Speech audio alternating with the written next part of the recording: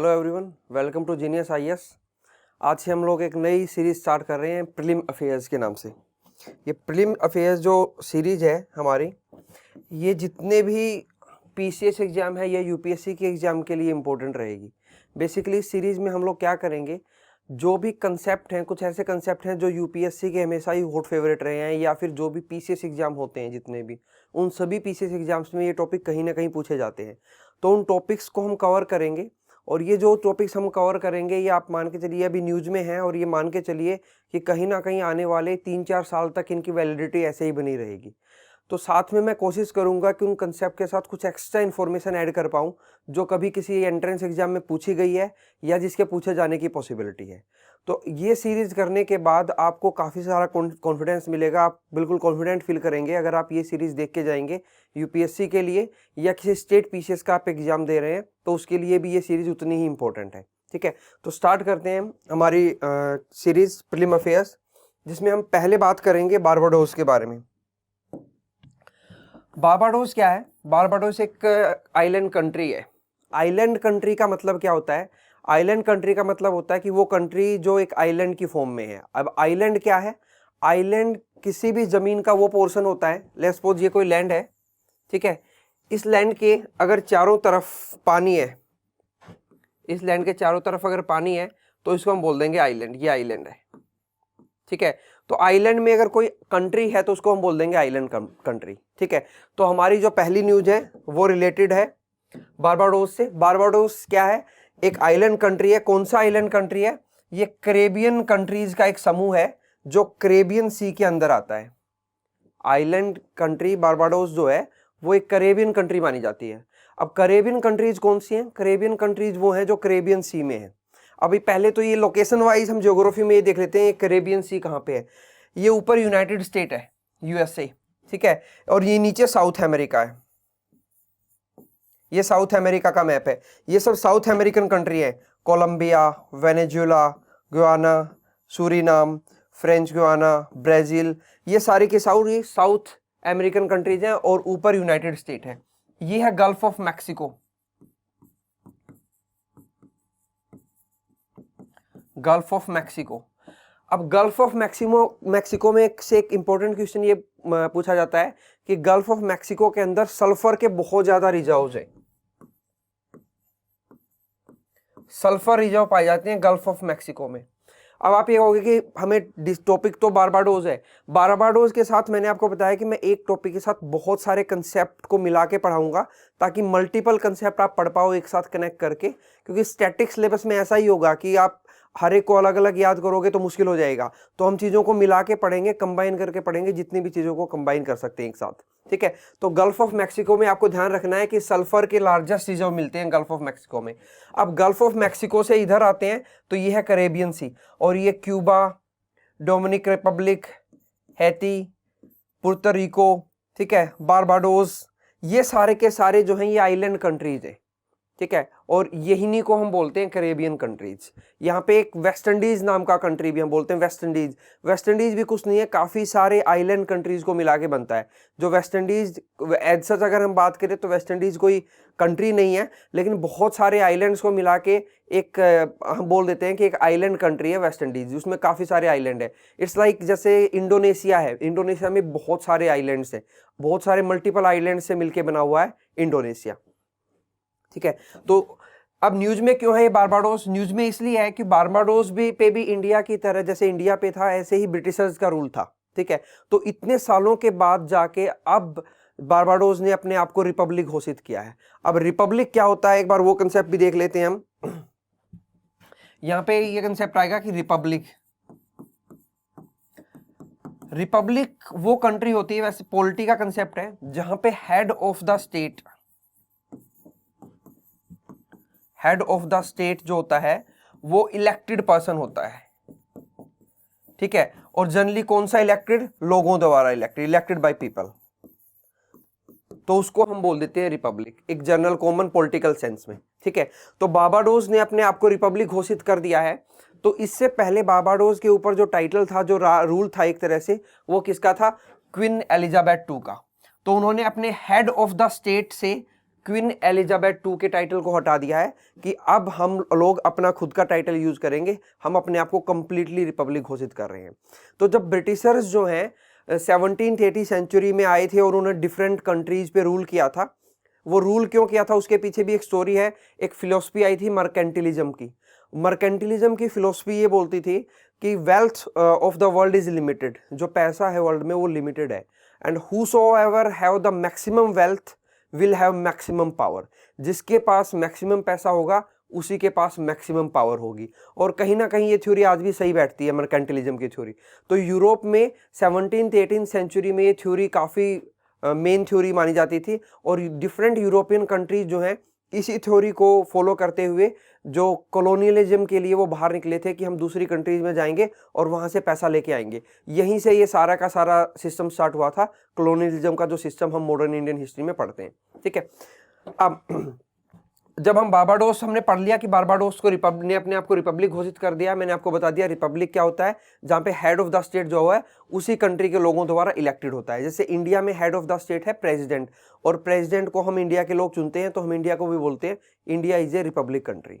ठीक है, अब कैरेबियन आइलैंड नेशन है, ये भी मैंने आपको बता दिया। ठीक है, और ये कॉमनवेल्थ नेशन भी है। कौन? बारबाडोस। तो ये भी पूछा जा सकता है कि बारबाडोस एक कॉमनवेल्थ नेशन है? बिल्कुल है। क्या कैरेबियन आइलैंड नेशन है? बिल्कुल है। क्यों है? क्योंकि कैरेबियन सी में आता है। अब हम पढ़ रहे थे, मैंने आपको गल्फ ऑफ मैक्सिको बता दिया, तो गल्फ ऑफ मैक्सिको से इधर आते ये सारा का सारा कैरेबियन सी है, और ये सारे के सारे कैरेबियन आइलैंड्स हैं। ठीक है, क्यूबा को हम बोलते हैं sugar bowl of the world.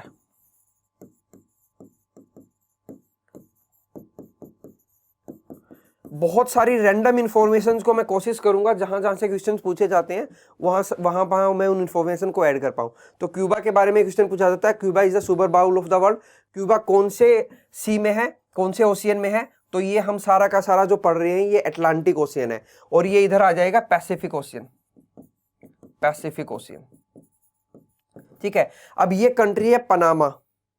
Panama एक सेंट्रल अमेरिकन कंट्री है। ठीक है, नॉर्थ अमेरिका ऊपर है जहां पे 3 कंट्रीज हैं, Canada, USA, Mexico. North America जो कॉन्टिनेंट है उसमें 3 ही कंट्री हैं, कनाडा सबसे ऊपर, देन उसके बाद यूएसए, देन उसके बाद मैक्सिको, देन उसके बाद सेंट्रल अमेरिकन कंट्रीज हैं। अब जो ये बारबाडोस है ये कैरिकोम का मेंबर है। अब ये कैरिकोम के भी एग्जाम में पूछे जाने की पॉसिबिलिटी उतनी ज्यादा है। कैरिकोम क्या है? इसकी फुल फॉर्म है कैरेबियन कम्युनिटी। अब कैरेबियन कम्युनिटी क्या है कि जो कैरेबियन कंट्रीज हैं अलग अलग, उन कंट्रीज ने मिलके अपना एक ग्रुप बना रखा है। अब डिफरेंट कंट्रीज का अपना एक ग्रुप होता है, जैसे हम लोग G7 पढ़ते हैं, G20 पढ़ते हैं, एशियान पढ़ते हैं, तो अलग सार्क, तो अलग अलग ग्रुप है। ये ग्रुप है, कुछ फॉर्मल ग्रुप हैं, कुछ इनफॉर्मल ग्रुप हैं। तो इनमें बेसिकली होता क्या है, ये ग्रुपिंग क्यों होती है? आपस में ट्रेड बेनिफिट देने के लिए, कि हम एक दूसरे को ट्रेड में हेल्प करेंगे, उससे हम लोग सभी मिलकर ग्रो करेंगे। तो ऐसे ही कैरेबियन कम्युनिटी है। कैरेबियन कम्युनिटी कब फाउंड हुई थी वो इंपॉर्टेंट है एग्जाम पॉइंट ऑफ व्यू से हमारे लिए। कितने मेंबर हैं कैरेबियन कम्युनिटी में ये भी इंपॉर्टेंट है। ठीक है, और इसका हेडक्वार्टर कहाँ पे है? गुयाना, जॉर्जटाउन में, ये भी एक्सट्रीमली इंपॉर्टेंट है। तो ये चीजें सारी की सारी आपको कैरेबियन कम्युनिटी के बारे में ध्यान रखनी है। कैरेबियन कम्युनिटी 1973 में बनी थी। 15 मेंबर हैं उसके। 15 मेंबर कौन कौन है वो हमें ध्यान रखने की रिक्वायरमेंट नहीं है। हमें मेंबर सिर्फ वहीं पे याद करने हैं जहां पे इंडिया एक ग्रुप है, इंडिया उस ग्रुप के अंदर है, तो हमें उसके मेंबर याद होने चाहिए। अदरवाइज बहुत रेयर ऐसे ग्रुप होंगे जिनके हमें मेंबर याद करने हैं। अगर कहीं पे रिक्वायरमेंट होगी तो मैं आपको साथ साथ बताता जाऊंगा कि यहाँ पे आप ग्रुप के मेंबर्स भी याद कर लो। ठीक है, तो ये हमने पढ़ा सारा कैरेबियन कम्युनिटी के बारे में। इकोनॉमिक कॉर्पोरेशन के लिए बनाया हुआ एक ग्रुप है, उसमें बहुत ज़्यादा इन डेप्थ में हमें जाने की रिक्वायरमेंट नहीं है। सिर्फ उसका हेडक्वार्टर याद रखें, फॉर्मेशन ईयर याद रखें, और उसका मेंबर्स कितने हैं टोटल वो याद रखें। देन ये एक और डायग्राम में जो शो कर रहा है, ये हम जो पढ़ रहे थे, ये नॉर्थ अमेरिका, ये साउथ अमेरिका। तो ये वाला जो फिगर है ये इसको बड़ा करके दिखाया गया है यहाँ पे। ये पूरा का पूरा कैरेबियन सी है। ठीक है, ये हम गल्फ ऑफ मैक्सिको आ गए जहां पे सल्फर के लार्जेस्ट रिजर्व है, मैंने आपको बताया। ठीक है, ये क्यूबा आ गया। क्यूबा की कैपिटल याद रख सकते हो, सैंटियागो। ठीक है, इंपॉर्टेंट है एग्जाम पॉइंट ऑफ व्यू से। ठीक है, यहाँ पे एक आइलैंड है वर्जिन आइलैंड, ये इंपॉर्टेंट है। इनके पूछ लिया जाता है कि वर्जिन आइलैंड कौन से सी में, कौन से ओशियन में है, तो अटलांटिक ओशियन में है वर्जिन आइलैंड। ठीक है, एग्जाम में पूछा गया है ये पहले भी। उसके बाद हम अगर कुछ पढ़ना चाहें तो यहाँ पे हम ये साउथ अमेरिकन कंट्री है वेनेजुला, इसके बारे में पढ़ सकते हैं क्योंकि वेनेजुला ने अपनी डिजिटल करेंसी लॉन्च की थी जिसका नाम है पेट्रो। वेनेजुला में क्या हो गया था, वेनेजुला में हाइपर इन्फ्लेशन हो गया था। अभी हाइपर इन्फ्लेशन क्या होता है इसके रिगार्डिंग हमारे चैनल पे एक वीडियो अवेलेबल है जिसमें मैंने इन्फ्लेशन के कंसेप्ट को काफी अच्छे से समझाया है, ठीक है। तो वेनेजुला में हाइपर इन्फ्लेशन हो गया था। हाइपर इन्फ्लेशन का मतलब है बहुत ज्यादा महंगाई हो गई थी, इतनी ज्यादा हो गई थी, सोचो कि अगर इंडिया में हम लोग 1 लाख रुपए लेके जाए एक ब्रेड का पैकेट खरीदने के लिए, तो आप सोचो कितनी महंगाई हो जाएगी। तो इतनी महंगाई हो गई थी वेनेजुला में, यहाँ की करेंसी की परचेजिंग पावर बिल्कुल जीरो हो गई थी, खत्म हो गई थी एक तरह से, ठीक है। तो वेनेजुला ने अपनी करेंसी लॉन्च की, पेट्रो डिजिटल करेंसी है ये, डीसी लिख दिया मैंने, डिजिटल करेंसी वेनेजुला की, ठीक है। और वेनेजुला के बारे में आप एक चीज ध्यान रखते हो कि यहाँ पे लार्जेस्ट ऑयल रिजर्व है, वर्ल्ड के लार्जेस्ट ऑयल रिजर्व है वेनेजुला में। वेनेजुला लेकिन कैरेबियन कंट्री नहीं है, साउथ अमेरिका की कंट्री है, ये आपको ध्यान रखना है, ठीक है। कैरेबियन सी पढ़ लिया हमने, ये सारी की सारी सेंट्रल अमेरिकन कंट्रीज हैं, सॉरी यहां से पनामा, ठीक है, ग्वाटेमाला, बेलाइज, देन होंडुरास, निकारागुआ, ठीक है। तो अगर आपसे पूछ लिया जाए which of the following is not a central American country, तो आपको इन कंट्रीज के नाम ध्यान रखने हैं, ठीक है। बेलाज, ग्वाटेमाला, होंडुरास, निकारागुआ और पनामा। और पनामा के बारे में मैंने आपको एक चीज और बताई थी कि पनामा स्ट्रेट है जो अटलांटिक ओशियन को पैसिफिक ओशियन से जोड़ता है, पनामा स्ट्रेट है, ठीक है, ये आपको ध्यान रखना है। यहाँ पे बहामाज है, ये बहामाज भी आइलैंड्स हैं, आइलैंड्स ये पूछ लिया जाता है कि बहामाज आइलैंड कौन से ओशियन में है, तो ये भी अटलांटिक ओशियन में है। वैसे तो बहुत सारे आइलैंड हैं लेकिन मैं स्पेसिफिक वही बता रहा हूँ जो किसी न किसी एग्जाम में पूछे गए होंगे, ठीक है। तो मुझे ध्यान है कि किसी एग्जाम में पूछा गया था, ठीक है। क्यूबा के बारे में हमने किया, शुगर बाउल है, और क्यूबा की कैपिटल बहुत इंपॉर्टेंट है, एग्जाम में पूछ ली जाती है। जैसे यूपीपीसीएस एक ऐसा एग्जाम है जो कंट्रीज और उनकी कैपिटल बहुत ज्यादा पूछता है। देन उसके बाद हमने देखा था कि जो बारबाडोस है, बारबाडोस जो जिसने अपने आप को रिपब्लिकन घोषित किया है, वो एक कॉमनवेल्थ का मेंबर है। तो हम ये भी समझ लेते हैं कॉमनवेल्थ ऑफ नेशंस क्या है, इंपॉर्टेंट कंसेप्ट है एग्जाम के अकॉर्डिंग। कॉमनवेल्थ ऑफ नेशंस वो सारी कंट्रीज हैं जो किसी न किसी टाइम पे ब्रिटेन का कॉलोनी रही हैं, जैसे इंडिया ब्रिटेन की कॉलोनी रही है, ठीक है, कनाडा ब्रिटेन की कॉलोनी रही है। तो ऐसे ही बहुत सारी कंट्रीज हैं वर्ल्ड में जो कभी ना कभी ब्रिटेन की कॉलोनी रही हैं। तो इंडिपेंडेंस के बाद उन लोगों ने एक ग्रुप बनाया जिसको बोलते हैं कॉमनवेल्थ ऑफ नेशंस।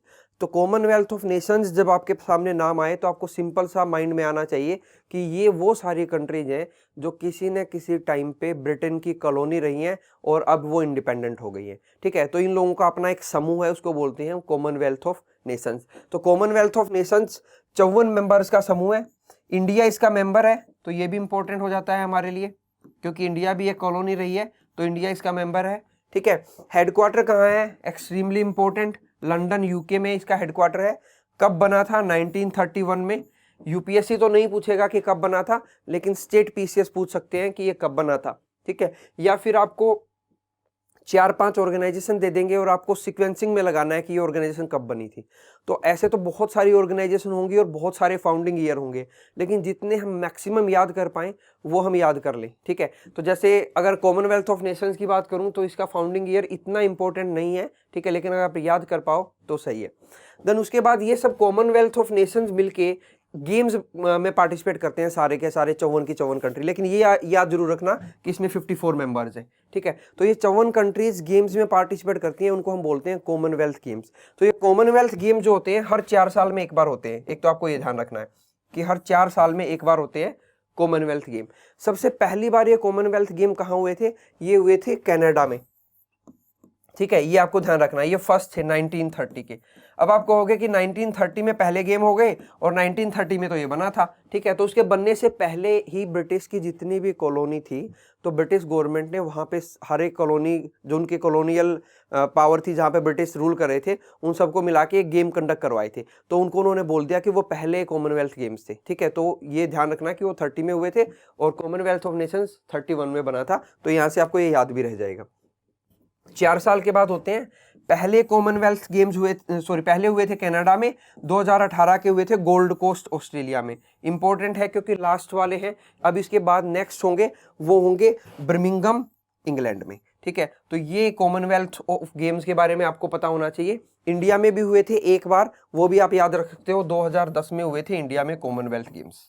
ठीक है, तो जहाँ पे एक बहुत बड़ा कॉमनवेल्थ स्कैम भी हुआ था। ठीक है, तो इंडिया में भी हुए हैं, 2010 में इंडिया में हुए थे कॉमनवेल्थ गेम। तो कॉमनवेल्थ गेम्स के बारे में इतनी इन्फॉर्मेशन अगर आप याद रख लोगे तो ये मोर देन सफिशिएंट है एग्जाम पॉइंट ऑफ व्यू से। ऐसे पढ़ने को तो आप स्टैटिक जीके में कितना भी पढ़ सकते हो, लेकिन आपको हमेशा कॉस्ट बेनिफिट एनालिसिस देख के पढ़ना पड़ेगा कि जो आप पढ़ रहे हो कितना रिटेन कर पाओगे। ठीक है, और वो एग्जाम पॉइंट ऑफ व्यू से कितना इंपॉर्टेंट है। ठीक है, तो ये सारा का सारा आपको कॉमनवेल्थ ऑफ नेशंस के बारे में ध्यान रखना है। तो ये 4-5 कंसेप्ट थे जो हमने आज वाले लेक्चर्स में किए हैं। यहाँ पे मैंने कोशिश किया है कुछ, अगर आप ध्यान से देखोगे तो करीबन हमने 30-40 क्वेश्चंस एमसीक्यू कवर कर लिए जो यहाँ से पूछे जा सकते हैं। तो आप इस सीरीज को रिवाइज करते रहना बार बार। कोशिश करो कि आप अपनी कॉपी बनाओ, उस कॉपी में जो एक्स्ट्रा इन्फॉर्मेशन मैं बता रहा हूँ वो आप साथ में ऐड करो। उसको मल्टीपल टाइम आप जब रिवाइज करोगे तो तभी आप उसको रिटेन रख पाओगे। ठीक है, तो नेक्स्ट जो प्रीलिम अफेयर 2 है उसके साथ जल्द मिलेंगे। तब तक के लिए बाय, थैंक यू।